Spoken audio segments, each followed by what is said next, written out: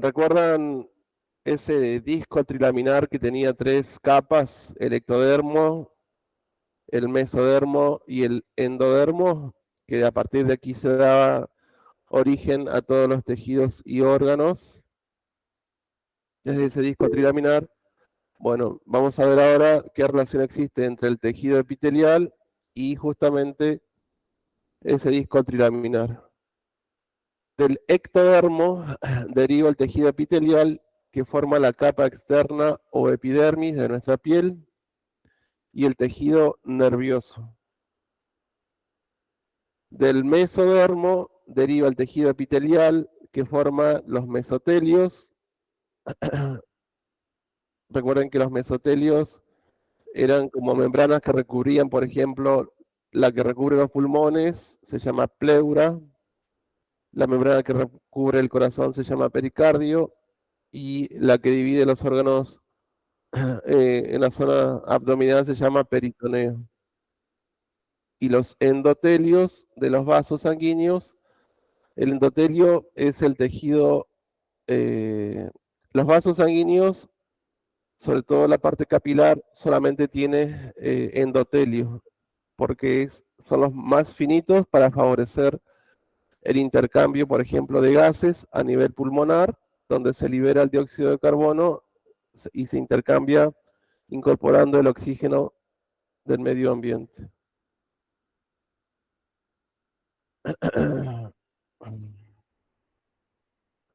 Y también del mesodermo va a derivar el conectivo, el tejido conectivo y el tejido muscular. Y del endodermo va a derivar el tejido epitelial que forma las mucosas digestivas, la mucosa respiratoria y las glándulas. Los caracteres morfológicos y funcionales. El tejido epitelial es el que reviste las cavidades del cuerpo y sus superficies externas, formando membranas de cubierta como la piel y de revestimiento o mucosas. También constituye las glándulas. Estas glándulas son órganos específicos que van a producir las hormonas. Las mucosas corresponden a superficies internas húmedas de los órganos huecos, como la mucosa respiratoria, la gástrica y la endometrial. El meso y el endotelio también son tejido epitelial. ¿Alguien habló? No.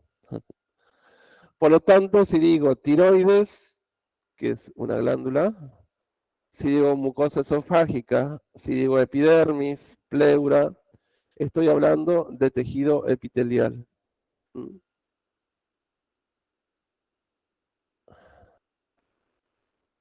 Características del tejido epitelial: está constituido solamente por células. Es avascular, significa que no tiene vasos sanguíneos que lo nutra, sino que este tipo de tejido se va a nutrir por difusión. Recuerden biología, los tipos de transporte. Bueno, por difusión de los tejidos cercanos se va a ver nutrido.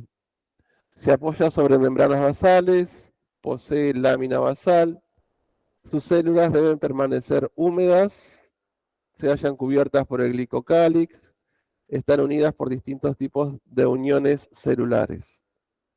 Poseen polarización, es decir, que tiene un polo basal y un polo apical, y poseen microvellosidades, estereocilios, cilios y flagelos. Eh, las microvellosidades son para aumentar la superficie de absorción, los cilios, estereocilios y flagelos sirven para la movilidad.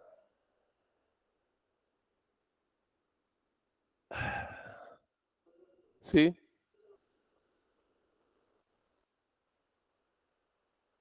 Ah, hoy tocaba piel, es verdad. Un segundito, a ver, escape.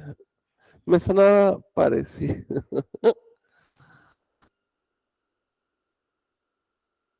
Un segundito, chicos, conectados, que estamos... ah, voy a buscar a la ingeniera porque yo no tengo idea. Un segundito.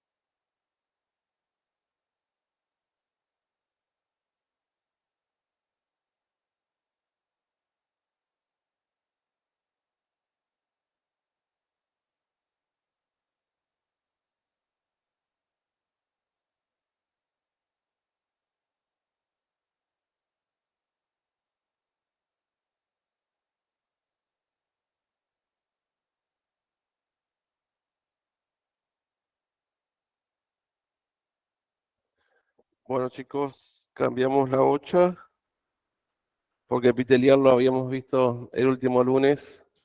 El tema que nos tocaba hoy era piel. Bueno, la piel tiene un componente epitelial, que es el tema que vimos anteriormente, llamado epidermis, que deriva del ectodermo constituido por epitelio plano, estratificado, queratinizado, que apoya sobre la dermis, que corresponde a un tejido de tipo conectivo derivado del mesodermo, ambas en íntimo contacto a través de una membrana basal. La epidermis es avascular, que es una de las características del tejido epitelial. Recuerden, el tejido epitelial no está vascularizado, es decir, no tiene vasos propios que lo nutran y se nutre por difusión de los tejidos que lo rodean. Se nutre gracias a los vasos de la capa más profunda de la dermis. Por debajo de la dermis se halla la hipodermis o tejido celular subcutáneo, que se simboliza así, tejido celular subcutáneo, que no pertenece a la piel, sino que la relaciona con las estructuras más profundas, le da soporte y le permite la movilidad. Entonces, básicamente, la piel va a estar formada por dos capas, por la epidermis y por la dermis. Y por debajo de la dermis vamos a encontrar la hipodermis, que no forma parte de la piel, ¿sí? Sino que como dice acá, la relaciona con las estructuras más profundas, le da soporte y le permite movilidad. Si hacemos un corte de piel, vamos a encontrar la primera capa, que dijimos que era la más superficial, que se llama epidermis. Por debajo de la epidermis vamos a encontrar la dermis, que sería esta franja hasta acá. Y por debajo de la dermis vamos a encontrar la hipodermis o tejido celular subcutáneo, que mayormente es tejido adiposo, ¿sí? Acá también se van a encontrar los folículos pilosos, ¿sí? Cada uno de los pelitos que vamos a encontrar en la piel. Eh, Tenemos glándulas sudorípadas y glándulas sebáceas. Por cada poro que hay en la piel hay un folículo piloso, una glándula sudorípada y una glándula sebácea, por cada uno de los poros de la piel. Como ven acá, la división entre la epidermis y la dermis no es una línea recta, sino que es sinuosa, ¿sí? Y también acá en este esquema se puede apreciar que la zona de la epidermis no tiene vasos propios, como sí lo tiene la dermis, acá estos en azul y rojo, y el tejido celular subcutáneo también tiene vasos que pueden llegar a nutrir a la epidermis. Bueno, es otra imagen. Eh, Esta de acá en rosa más claro es la dermis y esto más rojito es la epidermis. Ven que no hay una línea recta que divida una de la otra, sino que es como sinuoso.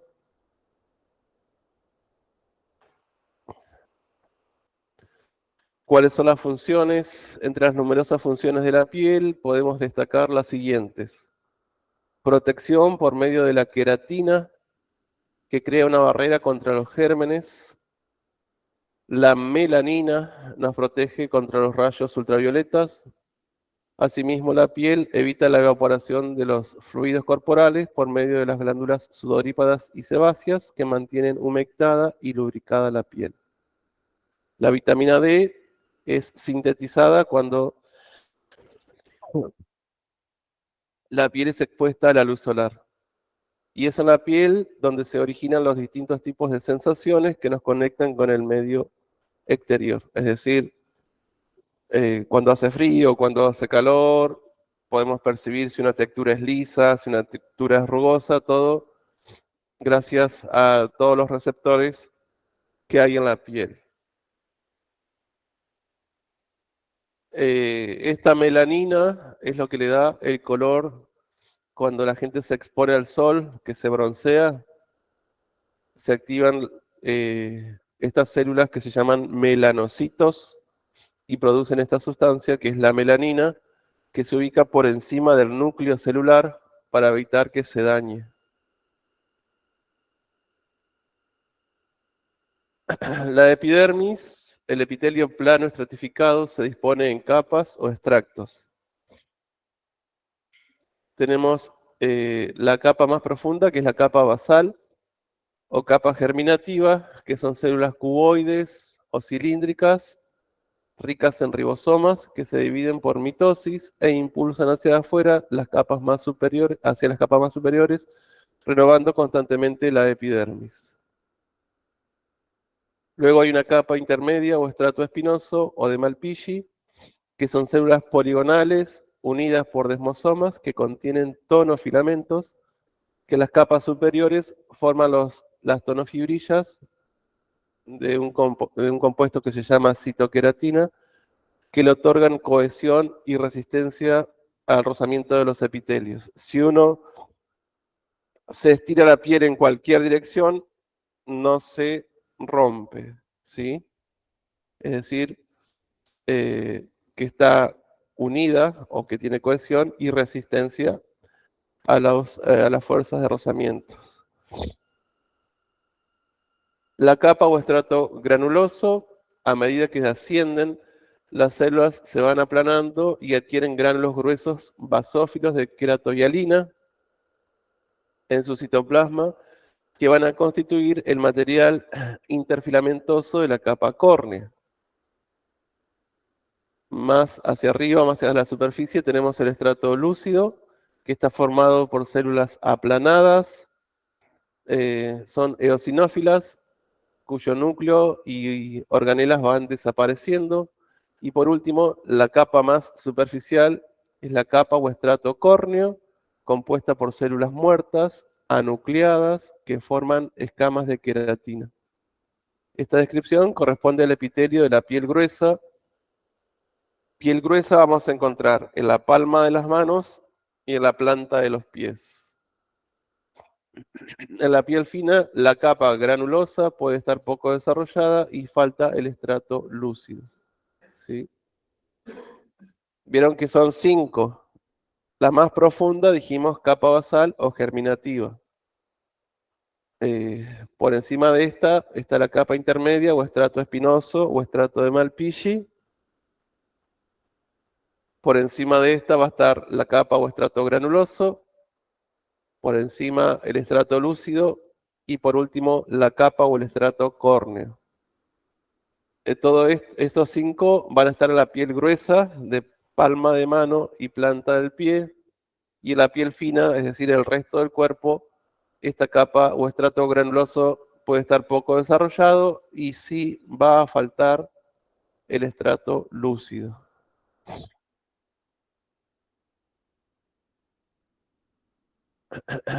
Bueno, esta es la parte más superficial, es el estrato córneo. Estrato lúcido sería este más oscurito. El estrato granuloso, este en verde. El estrato espinoso, este en color ocre. Y el más profundo es el estrato basal o germinativo. Las células van migrando hacia la superficie y al llegar hacia la última capa pierden el núcleo y van a formar lo que es la queratina, que es lo que le da protección a la piel, ¿sí? Bueno, en el estrato basal de la epidermis existen otras células epiteliales llamadas melanocitos que producen un pigmento que es la melanina. Se ubican por debajo de las células basales o entre ellas. Son células claras o de color ocre cuando tienen melanina. Esta se ubica por sobre el núcleo para proteger el ADN de los rayos ultravioletas. Además, entre las células del estrato espinoso encontramos las células de Langerhans, que forman parte del sistema inmunitario que se originan en la médula ósea y son transportadas por la sangre. La piel es la primera barrera de defensa que tiene el organismo. Por eso cuando la gente, sobre todo las personas que sufren quemaduras, vieron que hay quemaduras de primer grado, segundo grado y tercer grado. Cuanto más grave es la quemadura, menos probabilidades de que sobreviva va a tener, porque pueden entrar cualquier tipo de gérmenes a través de la piel. Finalmente, la epidermis presenta las células de Merkel, sobre todo en la palma de las manos y planta de los pies, son células mecanorreceptoras que transmiten esas sensaciones a las terminaciones nerviosas. Eh, Estas células van a permitir eh, es lo que le decía hoy, dar las sensaciones de si algo es frío, si tiene temperatura, si es rugoso, si es liso. Bueno, acá tenemos, si este es un corte de piel y abrimos una pequeña ventana y la ampliamos, vamos a tener la epidermis acá arriba y la dermis por debajo. Los melanocitos se ubican justo acá en la parte basal. Y acá debajo en la dermis vamos a encontrar eh, los capilares sanguíneos, por los cuales por difusión se va a alimentar todas las células de la epidermis. Acá tenemos el tejido celular subcutáneo, que básicamente es tejido graso, ¿m? Que también tiene un componente vascular bastante importante. Ven cómo los vasos sanguíneos llegan hasta la dermis, pero epidermis, que es la parte más superficial, no hay vasos. Epidermis, la dermis y el tejido celular subcutáneo. Lo más importante que tienen que saber de piel es eso. ¿Cuáles son las capas que la conforman? ¿Qué células podemos encontrar? ¿Y cuál es la función de cada una de esas células? Ahora vamos a la dermis. La dermis posee abundantes fibras colágenas y elásticas dispuestas en dos capas bien diferenciadas. Una superior, delgada y laxa, que es la dermis papilar, y la otra media o reticular, densa, con fibras gruesas dispuestas en haces irregulares que forman una red. La unión entre la dermis y la epidermis no es una línea recta, sino que los surcos y las arrugas que vemos, sobre todo en la piel gruesa, manifiestan que la dermis papilar forma crestas u ondulaciones llamadas papilas, a las que se adapta la epidermis, e incluso esta presenta crecimientos hacia la dermis en el vértice de estas ondulaciones, constituyendo los clavos papilares. La red capilar se encuentra muy desarrollada, nutriendo a la epidermis y regulando el calor. A ver.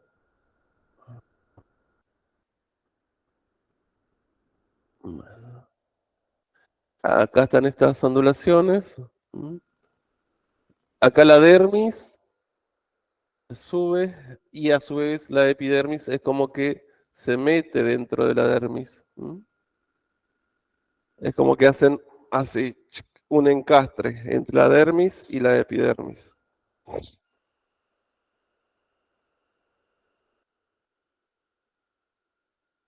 Bueno, entonces dijimos que la dermis, que es la capa que está por debajo de la epidermis, se divide a su vez en dos, en la dermis papilar y en la dermis reticular.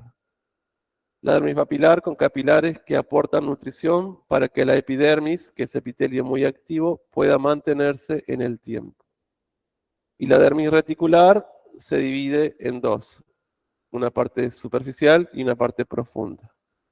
Entre las capas de la dermis reticular está la red capilar profunda.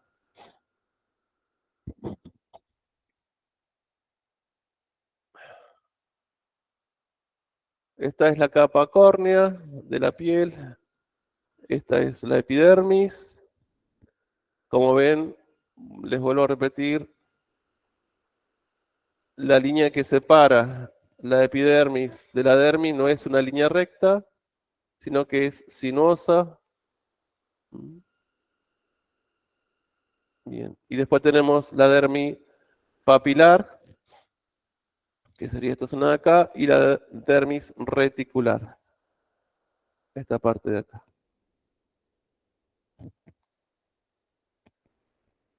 Bueno, esto no, antes lo tomábamos, pero ahora ya no lo estamos dando. Los anexos cutáneos, que son los pelos, las glándulas sebáceas y, y las glándulas sudorípadas. Eh, lo más importante es piel. Los anexos no los estudian. Bueno, hasta acá es lo de hoy. Piel. No sé si tienen alguna pregunta. Recuerden piel, cuáles son las capas, qué origen tienen, qué células tiene cada capa, cuál es la función principal de la piel. Eso sería más o menos lo que tienen que saber. Antes de retirarse los que están presentes, me hacen una listita y los que están conectados, no sé si quieren hacer